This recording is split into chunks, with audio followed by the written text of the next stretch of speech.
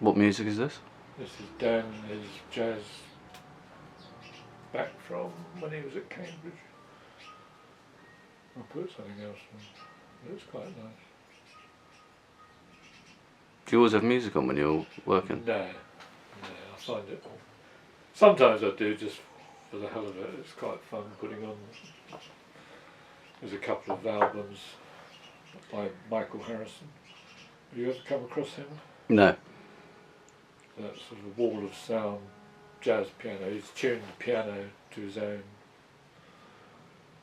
I don't know what you call it, his own structure, so his own tuning. So it sounds slightly mad, but it's amazing. He builds up with this layer and layer and layer, and you get a thing called a ghost melody appearing, which is something that isn't really there, but you construct it within what you're hearing. That is amazing when that happens. It's great in the car, although you tend to end up getting a speeding ticket. You end up driving at 100 miles an hour because the music is just... One of the nicest things that happened to me in here, sometimes, I think it was Philip Guston said something about painters, you know, working in their studio and their influences there early in the evening, and you're working away. Your influences, your friend, your family is there, and gradually as you work towards the evening, they quietly disappear from your head, really. Then later on, other things, your family sort of disappears, you stop thinking about them, and it's like 2 o'clock in the morning, you disappear. And I've always really liked that idea that you're just working away and you sort of go, and that's what I think a lot of painters like to aim for. And I think it's just well put. I didn't paraphrase it very well, but I was in here one night and Jane was away, so I could work late, and I was standing just by the palette there on a very small thing, and just with my head down, and it was really 2 o'clock, probably 3 o'clock in the morning, and I suddenly felt something, presence, and I looked round and there was a fox standing in the doorway watching me, and the hair on the back of my neck went up and we just made eye contact and it was a big dog fox, really good nick as well. We just looked at each other for a few seconds and then it just turned and ran. Quite early on when we had the studio built, there was a thrush that used to come here, and that was really nice because it got used to me. So I'd often sit out there, you know, in this chair looking at the paintings, and this thrush would land and be cracking, you know, snail shells at the base of the chair. It's just really nice. Just, you know, when you're part of the landscape, you're not an alien, you're not a human in a sense, you're just sitting there, and they just get used to you, and that was one of the nice things. So yeah. So how many paintings have you got on the go at the moment?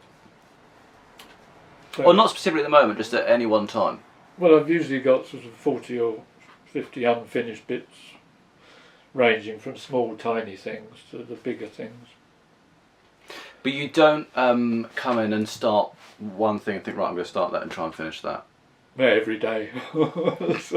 No. It's what it, yes, it would be nice to feel like I could conclude it, but it's just never like that. It tends to just conclude. Almost by accident. You know, or I decide, you know, I can't work on it anymore. I think it was Damien Hirst said something like, you know, a painting's finished when you don't know what to do with it. I don't entirely agree, but and it would be nice to be like de Kooning, sort of late in his life. Just the dealer would come and remove pictures and then put a blank canvas in front of him. Takes the anxiety out of whether a thing's finished. I think that's quite funny. Do you get anxious about them? Yeah, really anxious about them. Yeah. What are you worried about? No idea, really. That's a good question that I haven't found the answer to. So, yeah. What is it one is putting out there? You don't want to be thought ill of, but where does that come from? It probably goes back to art college. or my mother. What are you going to do? Art college or your mother? Yes, leave my mother out. I'll leave my mother out as well. Yeah, leave mothers out for the moment. That's too deep. Which art college? Camberwell. Yeah, Camberwell School of Arts and Crafts, which I went to along with a lot of other boys from my school. So, Right. yeah. How was that? Gruelling. It was really gruelling. I chose Camberwell because it was figurative and I was painting abstract pictures, and I thought, oh, the challenge will be good, but it more or less destroyed me. It sort of, I found it really difficult. Really difficult. What, the process of... Well, just the number of tutors would come and comment on your work. You'd have maybe, well, nobody for a week, and then in this, you know, you're drawing the model, so you've got your painting or drawing on the go. Then a tutor would come in about 10 o'clock and say, why are you drawing it so small? So, you know, you're not drawing this sort of sight-sized figure on a bit of paper. So I think, well, I don't know really. But he said, why don't you draw it larger on the paper? You know, use more of the paper, fill the paper, relate it to the sides. So you start doing that, and then someone else comes in, why are you doing it like that? You know, so at the end of one day you could have 15 people come in and ask you stupid questions, really. And the principle of that is basically at the end of the day you think, well, yeah, sod it, I'll do what I want to do. Mm. But it can be very confusing for a lot of students, because you've got different sort of agendas within the art college. You've got the abstract painters, you've got the figurative painters, you've got the painters who paint it all in one go, you've got the people like you and you, Gogh, are sort of very additive painters, so it can go on for months. Ewan was my tutor at Camberwell. He was very sort of strict, sort of like no talking, quite demanding, but a good sense of humour. So it was hard, it wasn't all jolly? Oh no, it was quite long days as well, because we had the evening class from 7 till 9 in the evening, so it start at 9:30. Yeah, so it was quite a long day. When you went there, you signed up, did you know what kind of painter you wanted to be? No idea at all. Right. No, still don't. So why'd you go? Well, I knew I wanted to be painting. Right. That's about, yeah. But by the end of 4 years, I probably didn't want to be a painter.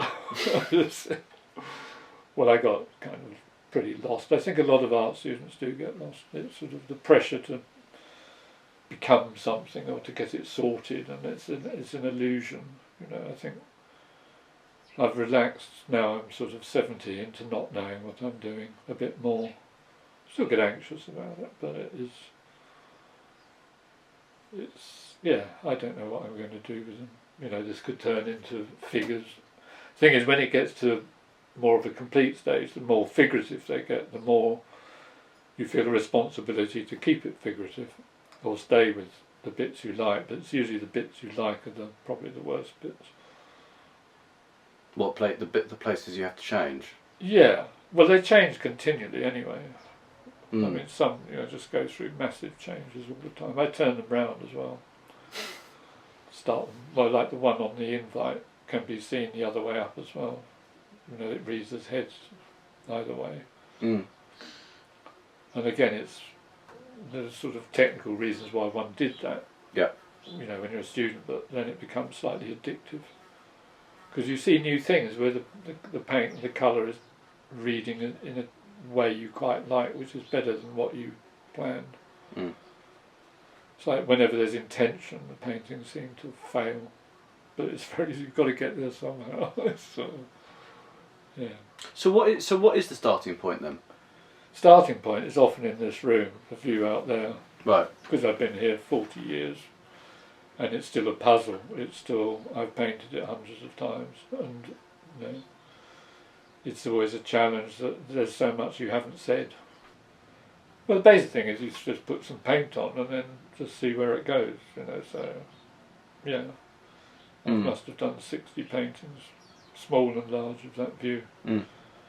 So, and I'm never bored by it because it's just a puzzle. It's like Rubik's cube. No, it's worse than a Rubik's cube. You can't do it.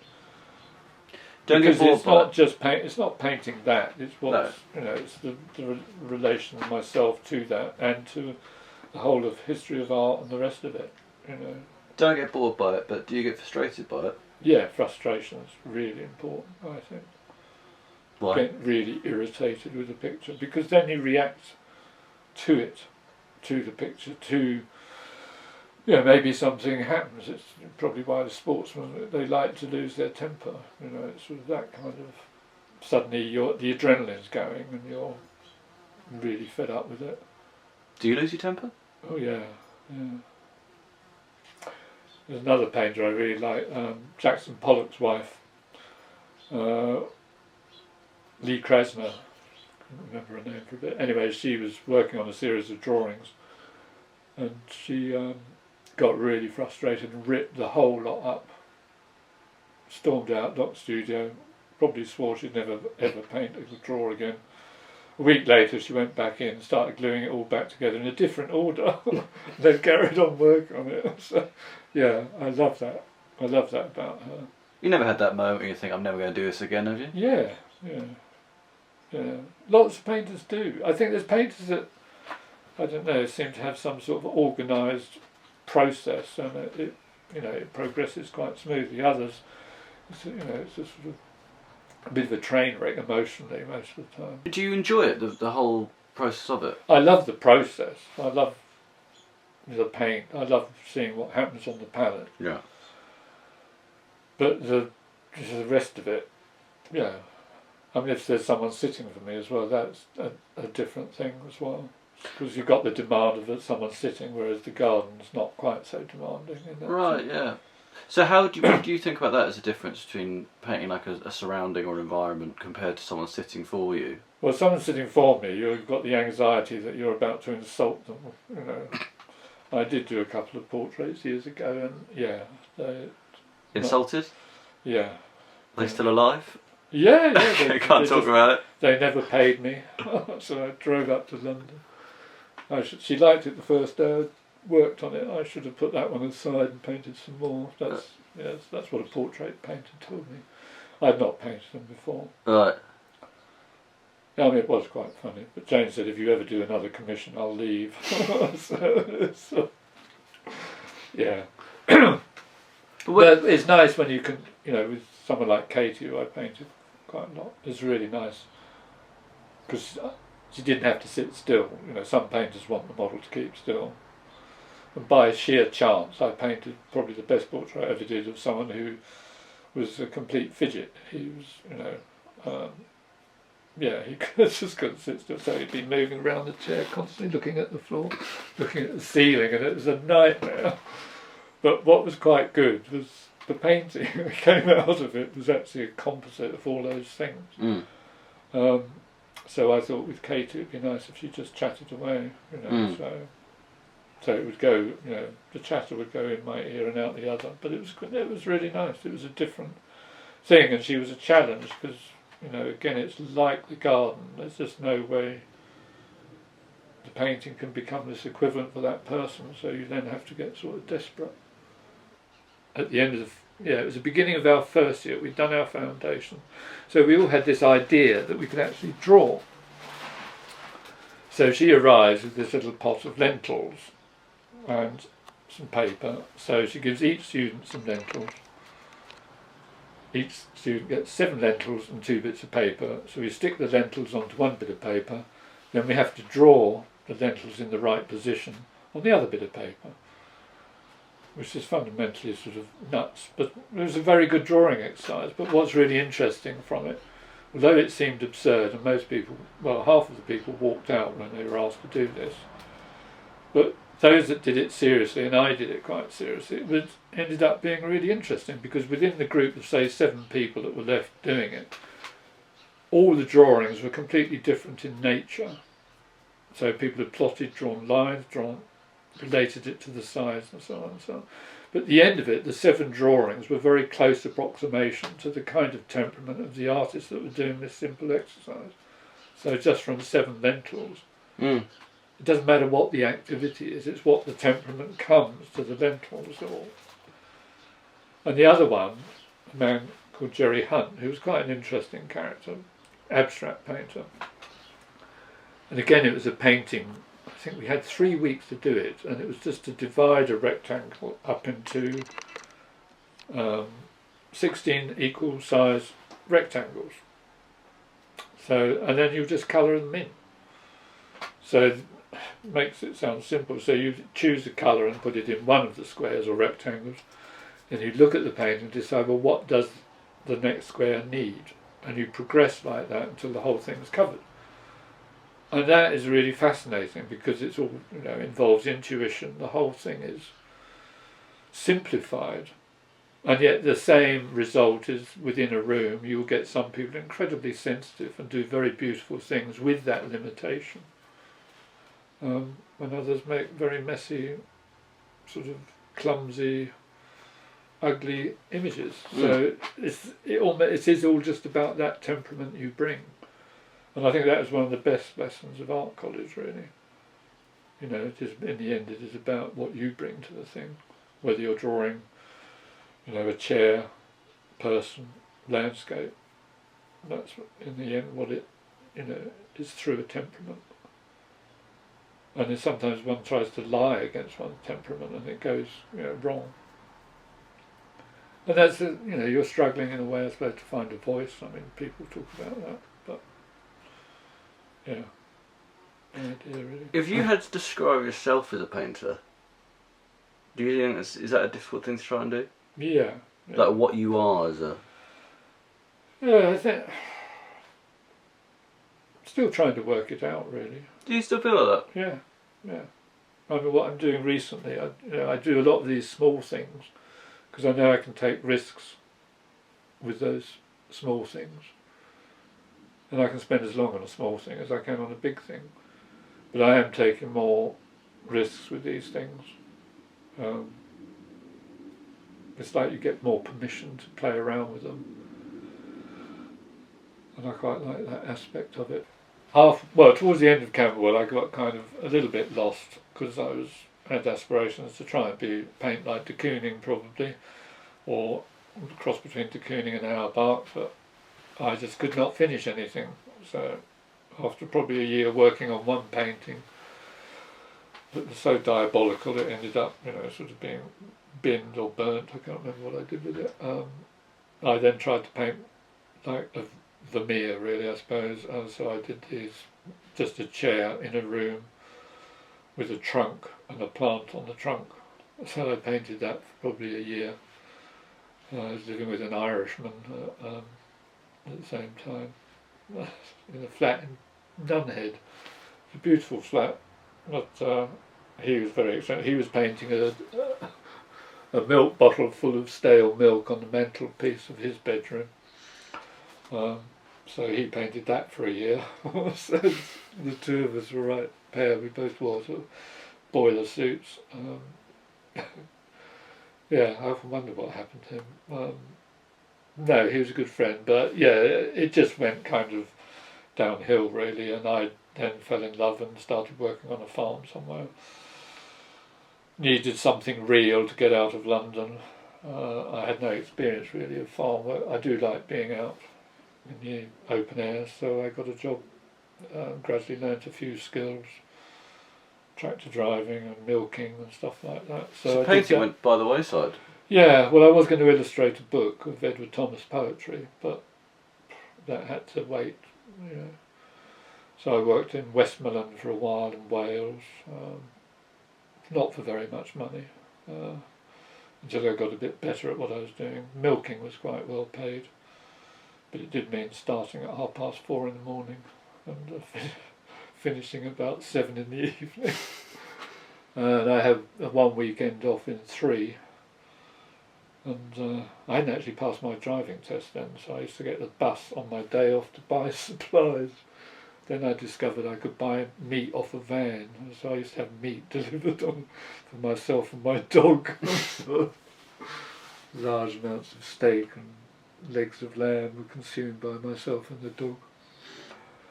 So, and I had what you usually get tied cottage on farms, but this was like quite a big house. So I had a sort of 5-bedroom house to live in with no furniture and just this dog and myself. Milking, working all hours. The head cowman was an Italian who never learned to speak English. So it was a bizarre place to work. So painting had gone to the back of the mind at this point? Yeah, because the hours were so long. I was working over 100 hours a week. And then, so there's, 4 decades have passed. Yeah, long time, isn't it? Does it seem like a long time? Well, it's 50, isn't it? It's 5. I'm 70. Oh yeah. Yeah. See, I'm older than you thought. I'm really old. Yeah. And one's on the sort of... And do you, over those periods, the styles that have changed, is it take years for it, or do they slowly develop? No, one grows into the other. Exactly. And often they've gone through the more abstract ones went through very sort of probably tightly controlled figuration. Mm. But then I just get sort of fed up with them and just hack them around. Yeah, so... And I suppose I'm going back to a bit of figuration, but that may change again, Yeah, how certainly in the smaller ones, so I'm sort of... Yeah. How do you feel at the moment?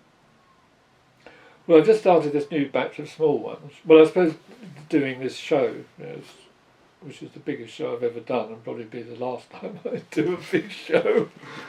So yeah, it's maybe focus me a bit on maybe what I want to do next, or maybe seeing a way forward. That there is something, that I might be able to do yet. I still feel a novice, it's just like, it is very much, feel your way around, really. Do you feel much more confident in yourself and your abilities and what you create than you did, each... No, I think it goes in reverse, quite honestly. When I was a schoolboy or in art college, I felt I knew what I was doing. I knew more about it than I do now. I mean, I know a hell of a lot more about it. I know more painters and so on. And the other side of it is being a painter, however successful you come, to me it's completely irrelevant, because the joy the activity gives you, what I've understood about looking at other painting, it's been worth all the hassle. What I get from, say, looking at paintings is huge now. Or looking at the garden, I see so much there. So in a way, it's a gift in that sense. So it doesn't really matter all the rest of it. You think of people like Van Gogh. I mean, died more or less complete poverty.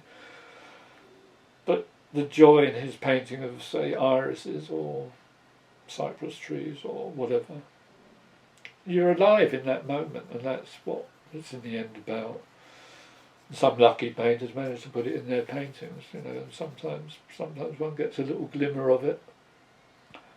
Maybe that's all it's about. Yeah. I like working on a tabletop as well, on something very small. And you can be very messy, and you can scrape it. You can be just as aggressive with these tiny things. As long as the paper doesn't sort of tear or whatever it is you're working on. I suppose aggression's a good word, isn't it? I suppose there is an axe of that a little bit. Oh yeah, definitely. Yeah, scraping things down. Yeah. That's why I paint on board, because when I try to paint on canvas like that, you just sort of go through it. So I use lots of scrapers and sort of things like that. Not to put paint on, to take it off, really. Hence, the easel gets sort of a bit painty, as does the floor. So, taking off as important as putting on? Yeah. I probably should think about it before I put it on. You can grow a lot just from mixing colour, and you make paintings just by these exercises. And you make an exercise, and then it's suddenly a painting. I mean, this thing of painting the squares that I talked about, Sean Scully has made an entire career out of that exercise. Not that he was taught that exercise, but it fits that exercise perfectly. It's just colour arranged over a surface in a certain order that either means something or it doesn't. Either touches or it doesn't. And there is a huge element of luck, it seems to me. I think, you know, it's like... Do you feel a bit of luck sometimes? Oh God, yeah. It's sort of... luck seems huge. I've got it. It's just happened or whatever. Yeah. I mean, a funny ritual I have when a work's finished. Sometimes I think, yeah, that's finished. So I walk towards the house from here, which is only like 20 yards. But I've got to open the back door. So I put the painting down on the bit of patio there. And often I look at the painting and I just say to myself, you're kidding. Take it back to the studio. So there's the patio tests. So sometimes it gets past the patio test, so I get into the front room. So the first place I tend to put it is above the television.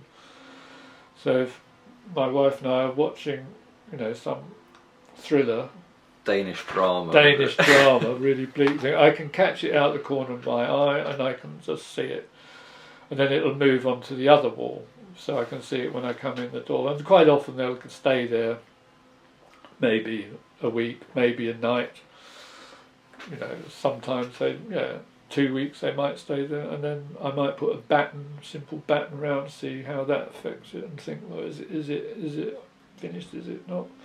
Quite often they just come straight back down and get carried on with. Sometimes they do get sort of, yeah, I'm going to leave that, and I sometimes rely on Jane to. Sometimes see if she notices that there's a different picture on the wall. So, things like that, really. Or if people come round and notice it, oh, I like that. Or this is daft. It's just little games you play, you know. And when you finally nod and think, yeah, that's a good one. I don't ever think it's a good one. It's just like, yeah, that's. You never think it's a good one? I think it probably about twice. What in my life? Yeah. People just start asking for a refund. Yeah. Well, you know, So what is the feeling then? Well, the feeling is just that's as much as I can do at this moment. There's something there, and I don't want to lose it. I don't want to lose what's there. That's a nice way of looking at it. Yeah. Yeah. You've got this moment. There's something deep down that's saying keep that, but it can fool you as well. You know, you can come down the next day and you get the, oh God, who are you kidding? You know, it seemed brilliant last night at 2 o'clock in the morning. And the next day you think, what on earth was I thinking? I can't even see what I was remotely thought that was. What was that wine we were drinking last? Yeah, it is like that. You know, it's like sometimes I think with painting, a criteria, would I show it to you and you, Clara? Probably not, because there's that sense of his judgment, which is completely mad, it's bonkers. And the other thing is, you know, would I leave it to my children? You know, again, slightly bonkers, but they're kind of sort of funny ways of just trying to judge it. Good little tests, aren't they? Yeah, you set yourself these tests. Yeah. So how do you feel about the show then? I'm really nervous about it, but sort of quite excited. It's just such a nice, you know, working with your family is great. You know, John and I have known each other for, I mean, not until we see more of each other now than we did 40 years ago, but we'd always bump into each other in the street and have really nice conversations. And I think you told me once either you bought an etching press off him or he bought one off he you. had a press for, so that's how I first met him. He was, I think it was a litho press. Well, it was a very large object. I don't think we would have got it in the house. So I ended up having to buy a smaller one. But it was nice, and it was just very friendly and very warm. It was just nice. And it's nice when you're in the town. There were quite a few painters around as well, so it was good. And so we stayed in touch, and then this, you know, the gallery thing happened. He twisted my arm, had a show, sort of. Yeah, to do this one's taken a few years to get used to. Yeah, well, it's COVID, let's blame that. Yeah. No, it is part of me that's quite looking forward to it, and it does feel like sort of beginning and end, sort of bookending one's life a little bit. Not that I plan to peg it just yet, but you never know. Well, you've got your 80th show to do. Yeah, yeah. Well, I think the paint fumes would probably get to me before then. Yeah, that was what was good about. One of the good things about art college, you were taught by people. You know, there's a line that goes all the way back. Well, God, right to the beginning of time, probably. You know, Bomberg taught various people that taught me, and so on. And then Bomberg was taught by Tonks, and goes back to Sickert, goes back, you know, through the centuries. So you are part of this continuum, and it's nice, even however small a part one is. It's just you feel you're in a line of stuff. Yeah. Fab. Yeah.